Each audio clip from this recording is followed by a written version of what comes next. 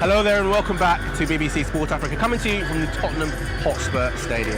Now, one of the really cool things about coming and watching a game in the UK is that you'll see all 32 of the teams represented by fans wearing jerseys of them. It's a celebration of the sport, and what an incredible venue for it. Now, our next story takes place 3,500 kilometres away in Cairo, where a group of women are fighting on and off the pitch because they're hoping to be pioneers for a new American football league. If we don't trust each other, we won't win the game. We're a family, we have a strong bond. It's a strategic game and it teaches us perfect execution.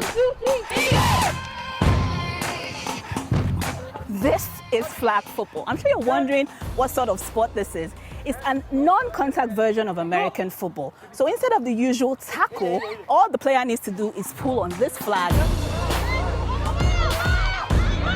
We wear two flags on our waist, and if you pull the flag, it's equivalent to a tackle. And the number of players is less. Tackle football is usually 11 players. Flag football here in Egypt, we play it with 7. Here are a few intricacies for the sport. Tackle football is known for its helmets and heavy padding, but in flag, there's none of that. In this version of the game, it's minimal contact.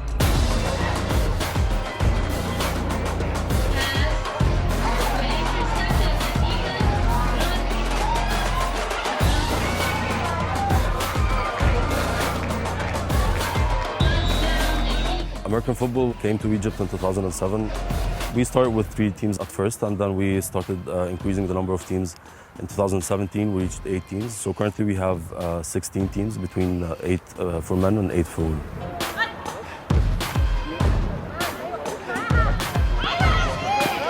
I used to play rugby before. I'm playing American football now, which is an extremely amazing sport. I'm really interested in playing team sports. I love the thing that we bond together. This is something that I'm trying to improve with my personal life.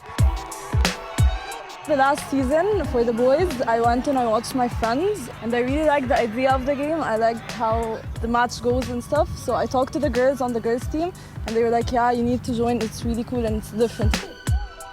As the game grows, some of the women, who are mostly students, have faced their biggest challenges trying to convince their families to allow them to play. My mom says it's such an ungirly sport. While I used to play kickboxing earlier, but she thinks it's a really challenging sport, and she thinks I need to do something more simpler. Well, in the beginning, parents usually don't understand the game well. So they hear American football, they get shocked, and of course they worry about us because of the injuries and stuff like that. But once they begin to understand the rules and once they come and watch the matches, they really enjoy it. Back in American football's country of birth, the flag version of the game is often used as a way of introducing people to the more physical version of the game called tackle football, and Egyptian organizers have big plans for that. If we develop more coaches and if we have the right number of officials, we can go ahead maybe in around 3 years to have the first tackle football league for women in Africa. And that would be actually quite remarkable.